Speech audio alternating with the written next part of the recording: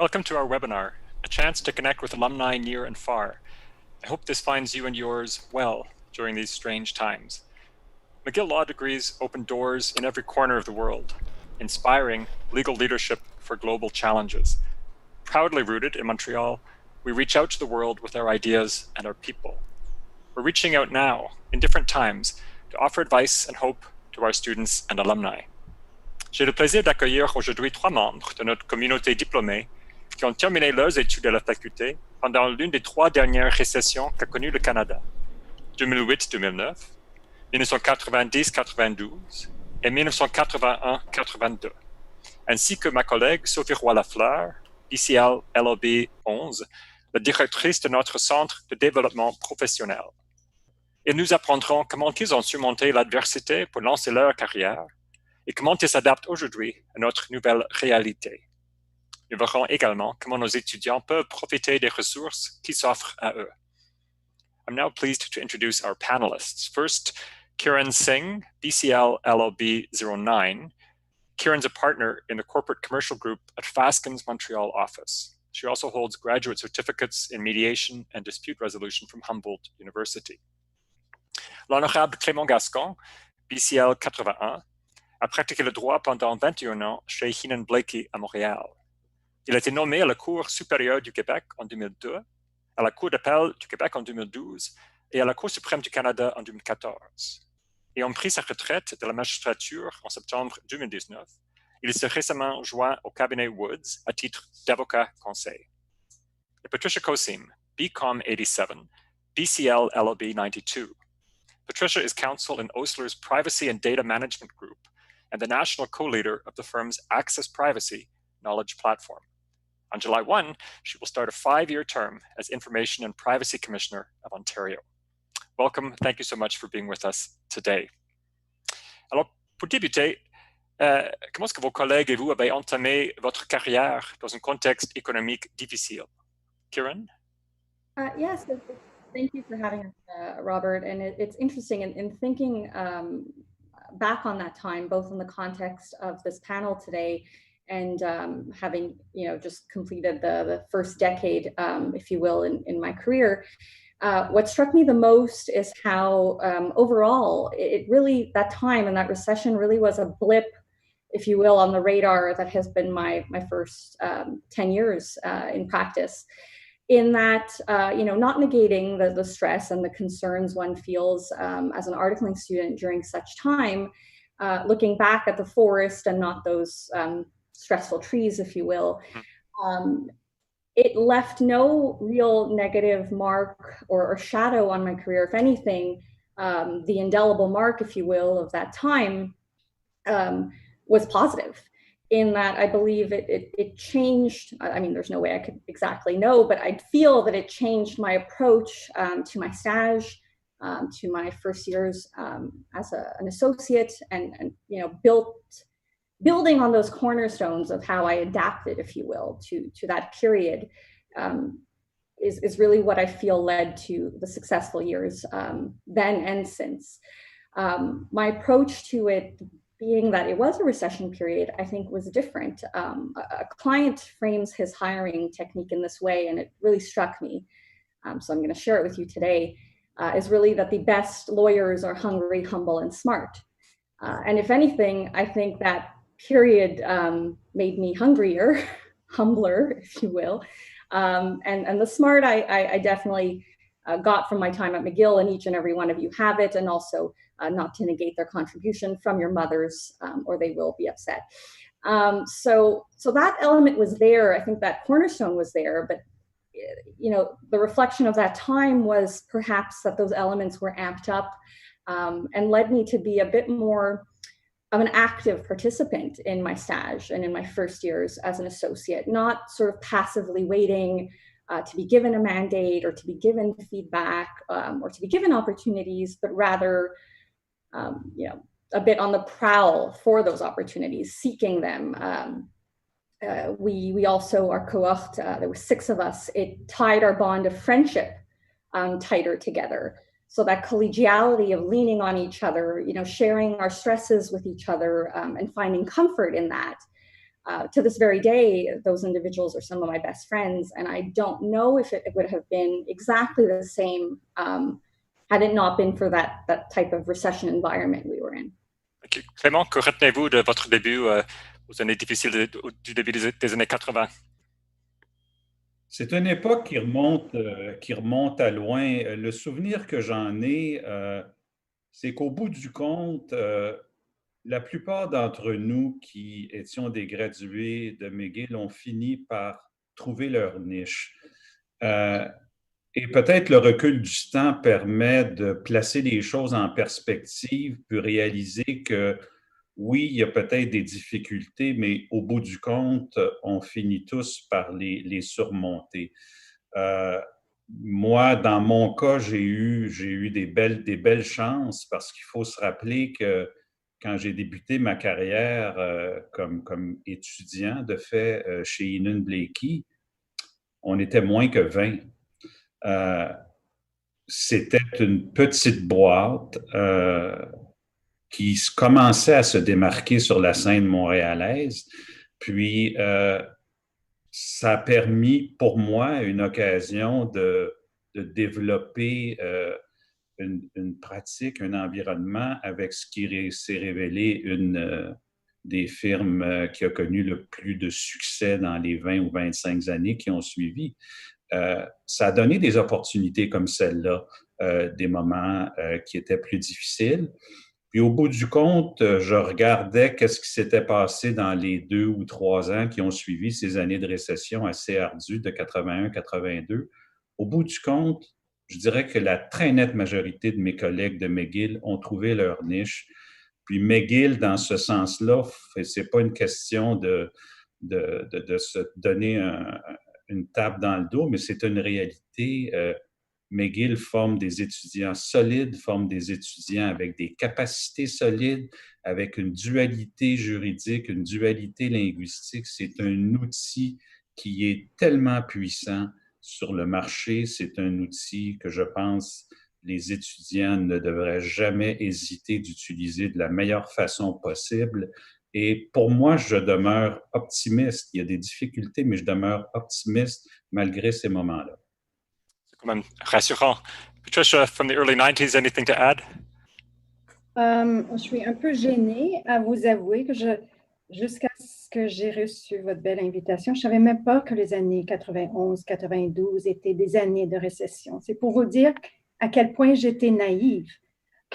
Et pour moi, j'ai commencé mes années aussi au bureau de Montréalais de Leckey et j'avais reçu une offre. Et ils ont accepté de la remettre 1 an pour que je puisse aller en Angleterre faire ma maîtrise en droit de la santé et l'éthique, ce que j'avais trouvé excessivement généreux de leur part. Et à y penser, peut-être même ça faisait leur affaire de référer le début de mon emploi d'1 an. C'est vrai que j'ai commencé en droit du travail et en litige, qui sont des domaines qui quand même continue à avoir beaucoup de succès, même dans les mauvais temps. Si j'avais commencé ou voulu commencer en droit corporatif, par exemple, peut-être j'aurais eu une autre expérience, une toute autre expérience. Mais le point que je retiens, c'est qu'à ce jour, même si je ne le savais pas, que je pensais que c'était toujours difficile comme ça, je pense que je reconnais d'autant plus les associés de grands bureaux qui vraiment prennent beaucoup d'efforts, qui mettent beaucoup d'efforts et prennent la peine de s'assurer que les jeunes ont un avenir. Et même si ça veut dire serrer la ceinture, passer des moments difficiles, faire des sacrifices, je pense que les étudiants et les jeunes stagiaires sont toujours très proches dans leurs préoccupations. Donc, je pense que moi aussi, je demeure très optimiste. Et ma propre expérience, je pense, en est la preuve. Merci. Sophie, Yes. continue. So shifting now to the present, I want to ask you, what has been the hardest adjustment for you in this new reality? Maybe commencing with you, Clément. In the current new reality? Yes.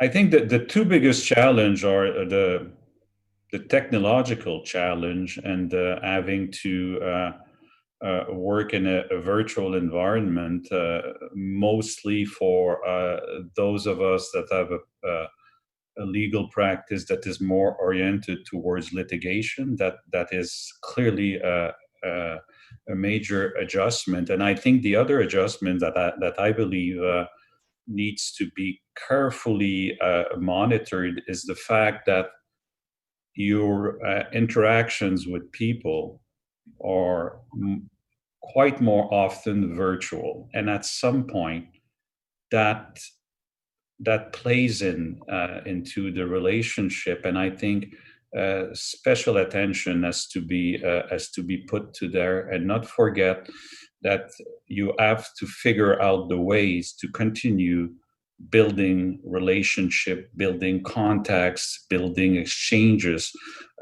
with your colleagues at any given firm, and not fall into this isolation that perhaps is easier to fall into when you're working remotely at home within your own environment. So to me, I think this is two adjustments that have been challenging, but two adjustments that have required that thinking be given to those challenges. Thank you. What about you, Patricia? Well, I have a couple of challenges. First is a physical one. I mean, I was watching the National last night, and I realized I'm not the only one with back out of sort, because, you know, when you work from home, you don't have the same ergonomic setup. And after 2.5 months, you realize that if you're not well set up, your body can actually take quite a beating on depending on how what your setup is at home. So I think that makes us realize how important it is to be careful. And even when you're young, believe me, it will catch up to you one day. So I think that's been a challenge. But on another note, I think that the other challenge is, of course, not having that divide between work and home, not having that separation. And so both kind of bleed into one another. And you realize too how the one of my survival tactics has always been to zone in and zone out. When I'm at work 1,000%, and when I'm at home 1,000%. So in this in between and betwixt kind of reality, I think they both bleed into one another. So you have to kind of make your own separations and sort of decide what time you're going to get up from the desk and go for a walk, or take the dog out, or do something else. So I think those are the two challenges. But, you know, there's so many silver linings. First of all, we're so lucky to be working. We're very fortunate to be technologically set up to be able to continue and our work almost seamlessly. And so I'm very grateful about that. I also am embracing technology. I mean, really, I've never had to be pushed to this point of using video conferencing. And now I actually find it a pleasure. I much prefer to see somebody's face on the screen than pick up the phone. So, and this has been spurred on by the reality. And so again, it's been a silver lining in many respects. I will be honest and tell you I have a bit of trepidation about the new job I'm starting in on July 1st. You know, it's one thing to continue seamlessly with your work relations of people you know, but to start in a new job with people that I have to get to know and not be able to do it on a face-to-face basis when I'm a real people person. So I'm thinking through how am I going to get to know all my staff, and how am I going to get to know all my new colleagues. And so that's going to be a challenge, but you know, we'll take it one day at a time, and I'm sure we will adapt, as we always do. That's very true. And I think a lot of our students can relate to the last challenge of starting a new position, onboarding remotely. What about you, Kiran? Do you have something to add?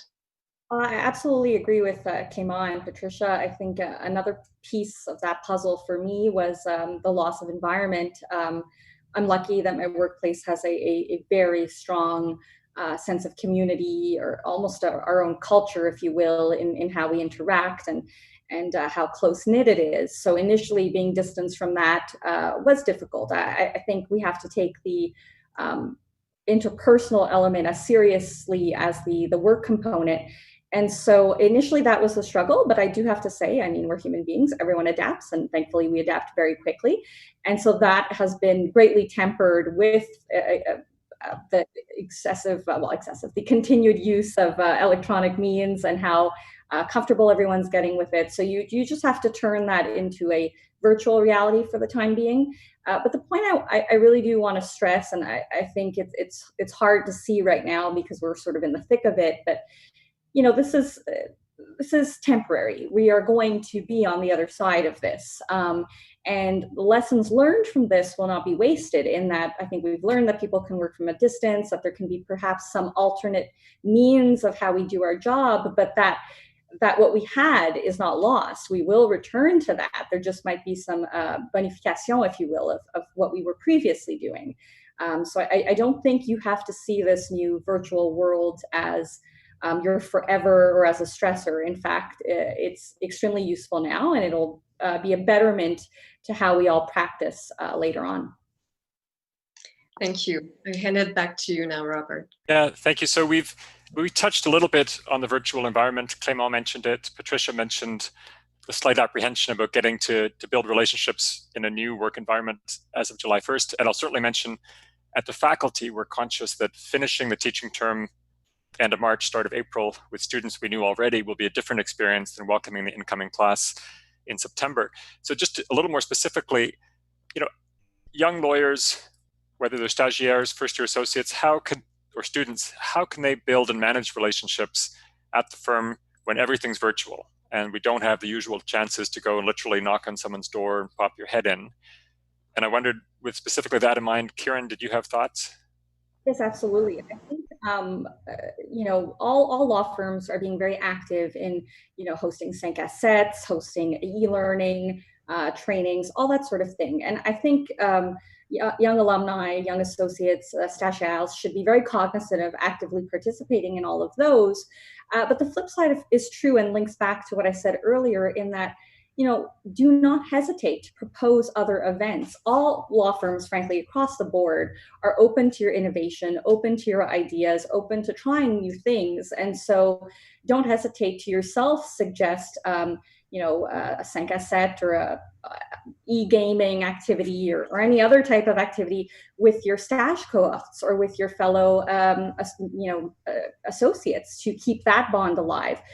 Don't hesitate to suggest section bonding activities where your whole labor group or your whole M&A group, partners, associates, articling students get together and do something as well. And so I think, again, I don't want to beat that horse, but it comes back to the point of be an active participant in both your learning and both this new virtual reality, because the more ideas, frankly, the better. Patricia, any thoughts? I mean, both what you'll do with your new team and what a young lawyer might do in their new environment? Yeah, I would echo everything Kiran said. I would just say, from my experience at Osler, as I was saying, I work in the Ottawa office, whereas many of my colleagues and many of the stagiaires and the articling students and the young associates are in Toronto or in the other offices across the country. So to me, it's no different in the sense that I don't have that day-to-day, face-to-face contact on a regular basis anyway. And the people that I end up working with the most among the young ones are the ones that are the most responsive, frankly, and proactive. So although in an ideal world, I'd love to have them face to face and be able to converse with them in my office. The reality is I haven't had that for 2.5 years in my current position. And the best relationships are the ones that establish themselves because students take that, or articling students or young associates are really proactive and work and are responsive, I'd say. So that's my experience, and it'll continue, I think, in the virtual environment for as long as we're in it. And that formula, forgive me, Robert, that formula that we give articling students sort of knocking on doors and checking if there was mandates or something they can work on, that shouldn't be forgotten. That active participation is just virtual now. Let's pick up the phone and send an email, but that skill set should remain. Clément, anything on that? No, I think it's summarized it well. I think be proactive. Don't isolate yourself, and be the one taking the lead. If you can, then participate, be present, be seen. It's easy. There are so many opportunities, as Kiran is saying, in all law firms. It's important to participate and not be on the basically waiting mode. Be proactive. That's very helpful and coherent in a nice way that advice isn't always. You've all sort of hinted a little bit, or Patricia mentioned the lack of boundaries between the work at home and the home life, and the need at some point you've got to stop and take the dog out. Patricia, do you have anything more particular about working from home in a way that you kind of can be productive but don't burn yourself out? Well, I tell you, our dog has never been happier because everybody's vying to take him out more. He gets about 4 walks a day because he's basically our only excuse to escape. But in all seriousness, I'm in a position maybe different than younger associates or younger articling students. Of course, I have grown kids at home. And but I've loved it. I mean, it's been wonderful to spend time with them. They're both in university at Ottawa taking online courses. So we spend our time chatting away. They come, we knock on each other's doors. We ask how the exam went, or, when's the next snack time? When's the next snack break? So it's been lovely to spend time with them. And I'd say divide the chores. Get them working. Everybody do their bit to help out at home. So everybody's sort of keeping their head above water and surprise one another. Well, it's been wonderful to see they can actually cook and make wonderful meals, and we've taken a lot of great have a lot of great time surprising one another with ideas of what to do outside of work. And in home. So cherish these moments, and don't worry about it bleeding too much, because when it goes back to being separated, you'll long yearn for the time that you could spend some time at home with your family. So it's all good. Clément, you had mentioned the risk of isolation. Do you have any particular suggestion to look after oneself while working from home? Well, I think in this regard, Patricia points to something that is really something you need to be careful about, to be able to try to find at some point a separation between your working environment and your home environment. Trying to get organized that work doesn't necessarily spill over everything you happen to be doing at home. And that's, I think, one of the challenge of working remotely. My experience and the experience of many has been that you end up, as a matter of fact, perhaps being far longer concentrated on something that's work related, because you go on and off or in and out so easily. I think that calls for some discipline in terms of where you draw the line and at what point you draw the line. I think it also draws the need for an attention to find the proper time to disconnect, and disconnect not necessarily in the technical meaning of it, but in the mental meaning of it, in the sense that go for a walk, go for a jog, go do something else. But your mind, your brain needs it at some point, and that's a bit pernicious, because it's easy. You wake up, you're on your screen within 30 seconds. You can hang in there. Okay, well, I'm gonna have my breakfast or lunch continuing, and then you end up, it's 8 o'clock, and you have essentially not moved much from that working environment. So I think there is adjustments that calls in discipline and attention. We lose the transition time. For me, the walk home from work is a sort of separation where you gradually let the office go and you arrive home in a different state of mind. Just walking out of the room is clearly not the same thing. Kiran, anything to add? I know that covers it quite well. I think what's been key for me in combating those factors, losing track of what you were doing or spending too much time on the in and out, has been personally keeping as close to a routine as mimics my workday at the office as I can. I think I started off by taking breaks in the day to do something as banal as, you have to put your laundry in. And the thought was I have to do all these things anyways, so it doesn't matter the order in which I do them. But the reality is if your workday started at 8 and you finish at 10 p.m. because there were a whole bunch of gaps in between where you handled your off time, I felt that psychologically it felt that my workday had that duration, which was not the case. So what's been key for me is really having that routine of this is work time, I am done, now I will do those other things, and then there's a clear delineation of the two worlds. Sophie, je reviens à toi. Comment la communauté étudiante peut profiter des ressources qui lui sont offertes? Donc, les services habituels du Centre de développement professionnel sont toujours disponibles, seulement à distance. Donc, on parle ici des rendez-vous individuels pour des conseils de carrière. On parle également de notre clinique de révision de CV et de lettres de présentation. Donc, tout ça est disponible, que ce soit par courriel, téléphone ou encore par vidéo, selon la préférence des étudiants. Dans les dernières semaines également, on a fait quelques premières sessions sur Zoom pour permettre aux étudiants de se préparer à leurs emplois d'été, à leurs stages en connectant avec d'autres diplômés de notre belle communauté mcgilloise. On va continuer à faire des sessions cet été pour préparer les étudiants sur justement les entrevues par vidéo, comment peut-être planifier le reste de leur diplôme maintenant qu'ils ont pris des cours d'été. Ensuite de ça, je dirais que c'est un bon moment pour les étudiants de reconnecter avec leur mentor, que ce soit leur mentor informel ou formel.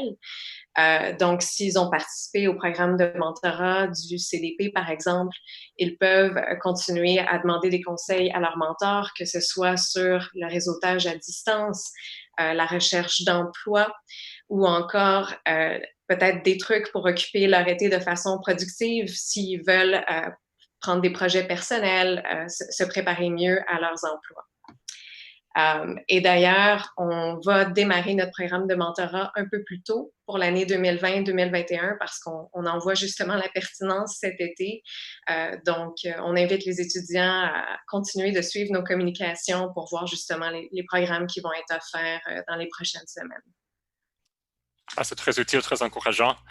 And I think you're going to continue, Sophie, with the question for the panel. Yes, and actually somewhat related to that, we were wondering what has been the main contributor to your career success or career progression? If I may start with you, Kiran.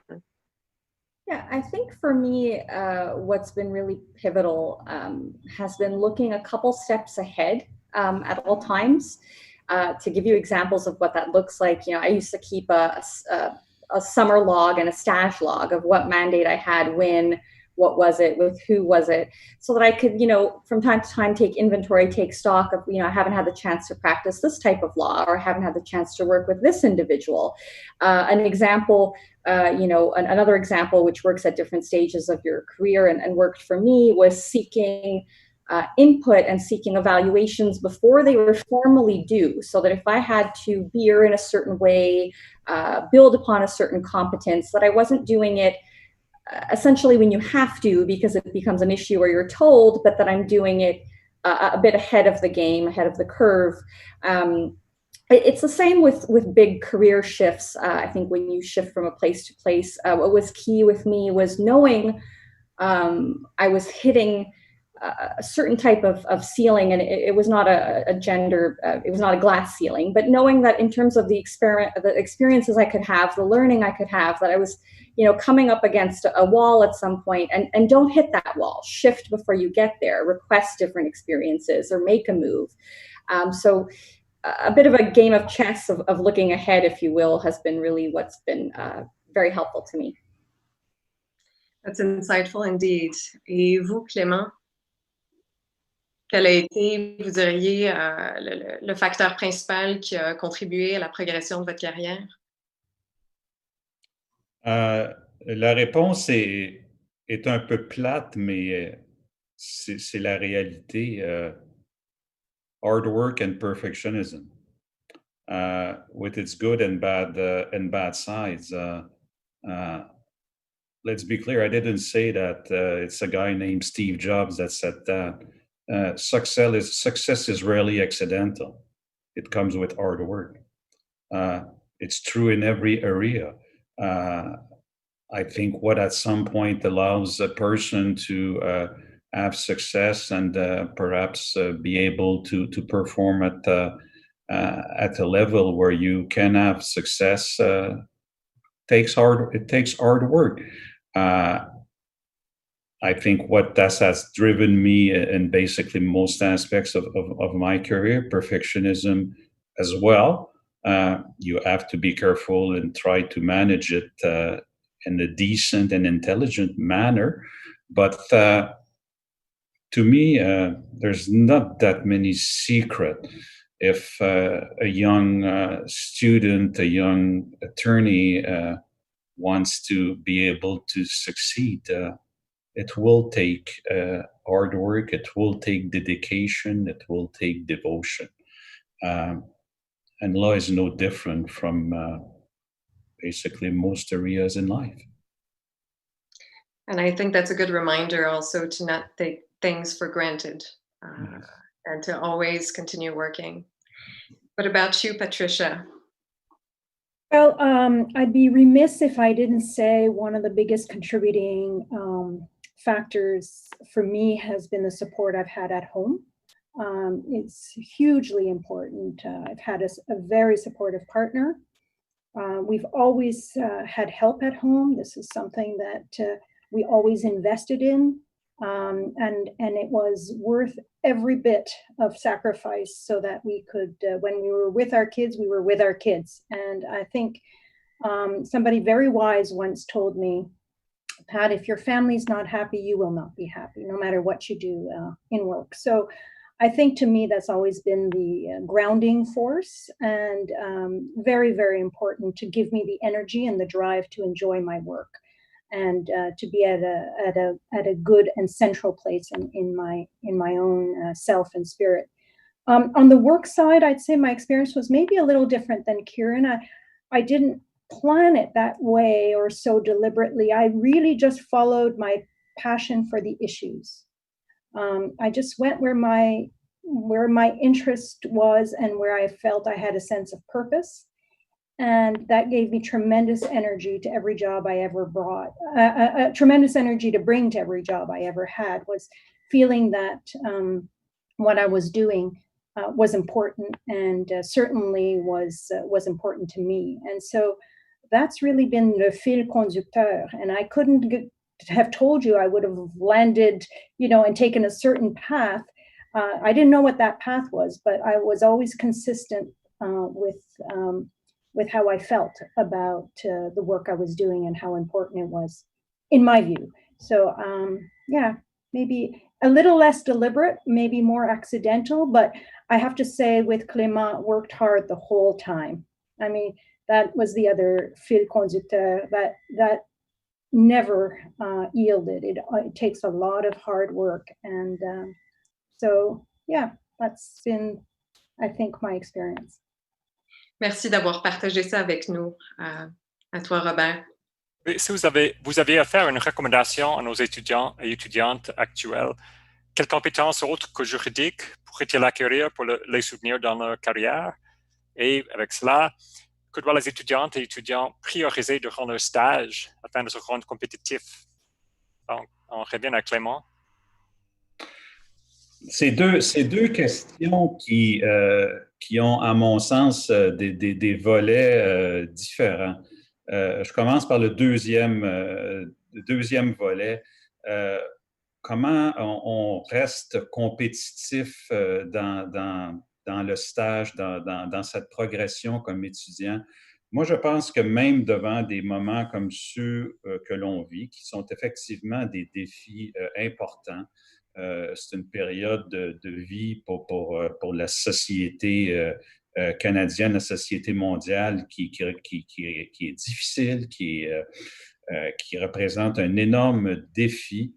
Mais je pense qu'à travers tout ça, il faut savoir rester soi-même, croire en ses ambitions, croire en qui on est, puis réaliser que tout aussi catastrophique qu'on peut percevoir une situation, il y en aura une amélioration. Il faut l'aborder avec un optimisme, avec un positivisme et pas se laisser abattre par le défi, mais au contraire, le tourner en opportunité.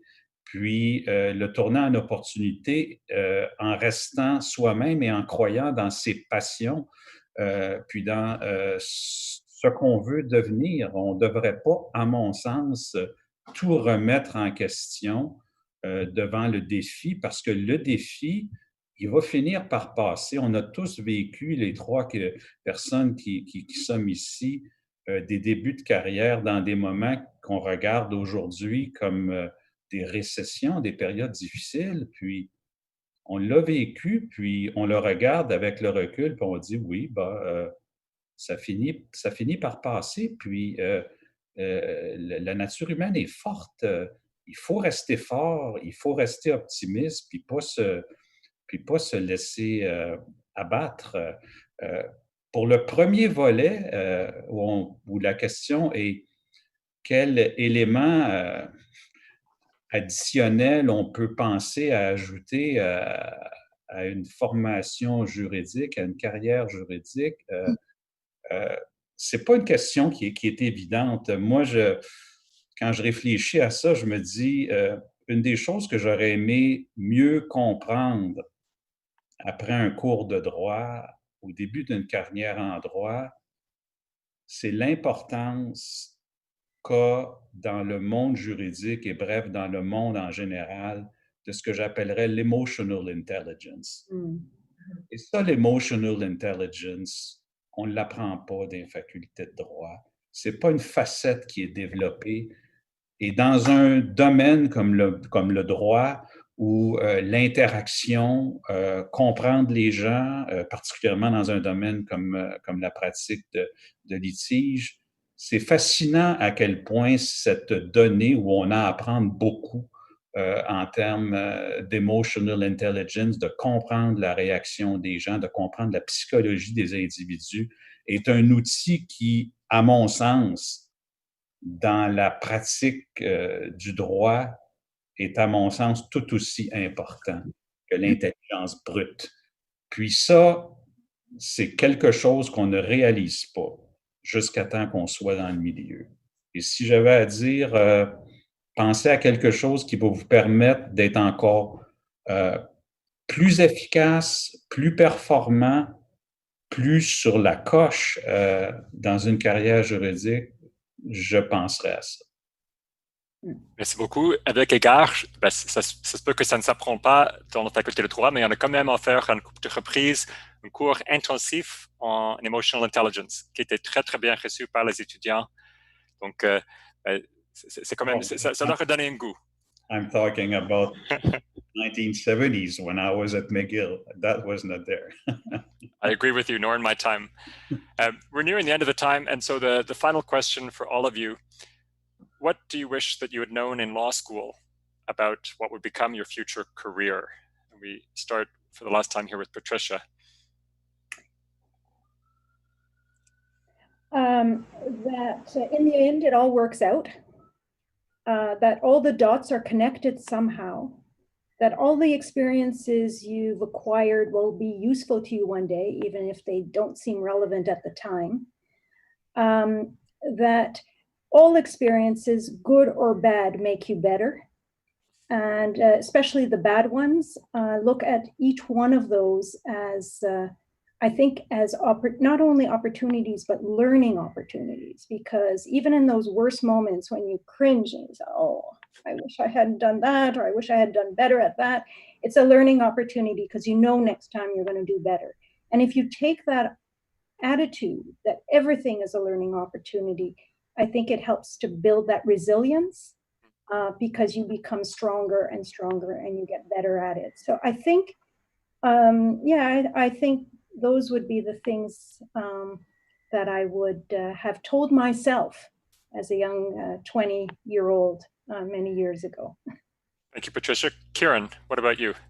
Absolutely agree with Patricia. What I would add is the importance of relationships, whether those are networking relationships, the friends you've made at McGill, or whether it's colleagues.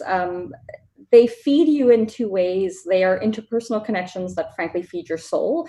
And it is very helpful to have people that understand your line of work, that, you know, sometimes like a pressure cooker, you need to let off a bit of steam. It doesn't mean you don't love your practice. It just means you need to let off a bit of steam. And so they're incredibly valuable in that sense, but also those you went to school with, those you get to know later in career. Your reputation is based on relationships. You don't want to be that person that is negative or that, you know, is unfair or frankly rude. And also in terms of who you will meet later in life, those colleagues at McGill, those people you meet later could be your clients, could be in-house, could be the judge you sit before one day. So I think that interconnectedness that we have, especially in the Montreal legal community, should not be taken for granted, and you should really foster those relationships the best you can. Clément, what do you wish you'd known in law school for your future career? That you can learn as much from failures than success. That difficulties can always be turned into opportunities, and that they make you stronger, not weaker. I think this is something that you discover through life, and I think that those young students, young attorneys that are facing times like the ones we are facing should remind that it's through these tougher times, tougher challenges that you learn more, and that you, in fact, can turn them into great opportunities. You know, starting a career when times are tough, it's not bad because you're going up. You're starting at the bottom, but you're going up. I have a son who works in a large consulting firm in New York, and his view of a thing like that is, look, you better be at the bottom of the wave and grow with the wave than be at the top of the wave and crush with it. It's all in mindset. It's all in approach. It's all in thinking. And I wish I would have known better about that in law school, but I think it's something that our young graduates from McGill should bear in mind in these times. It's going to turn out in positives and opportunities. And you are really at the start of all this. So look at it from the positive way. Thank you. Sophie? Oui, de mon côté, je dirais que, en fait, c'est de garder l'esprit ouvert, parce que je pense qu'on peut entrer à la faculté de droit et même progresser en se disant qu'on sait ce qu'on aime et qu'on sait ce qu'on n'aime pas. Et des fois, on a raison, mais des fois, on peut se tromper. Et en fait, qu'une carrière peut évoluer de façon assez imprévisible des fois. Et que ça peut prendre quelques tentatives avant de vraiment trouver l'endroit qui convient. Donc, peut-être d'approcher une carrière avec un peu plus d'ouverture d'esprit et de vraiment profiter du temps qu'on a, que ce soit pendant l'été, pendant le stage, comme jeune avocat, d'essayer différentes choses, de parler avec des gens qui pratique dans des domaines qu'on ne connaît pas, parce que les œillères qu'on peut avoir pourraient nous priver finalement de belles opportunités qui nous permettraient de nous réaliser professionnellement. See, I want to thank all of the viewers for tuning in. I want to thank very much the three panelists and Sophie for this conversation. You've been very concrete, candid, I think fundamentally reassuring that in difficult moments, this too will pass. At times, we look at the sort of glittering CV of a highly successful jurist, and it's an important reminder that that person had failures all along the way, as I have, as we all have. And what matters, in a sense, is not whether you have failures, but how long you take to absorb them before you come back and say, what can I learn from that to do better or differently next time? And so I think it will have been a very helpful conversation for many of us, as it was for me. And I'm very grateful for this multi-generational discussion with members of the McGill Law alumni community. Thank you very much and stay in touch. Thank you very much.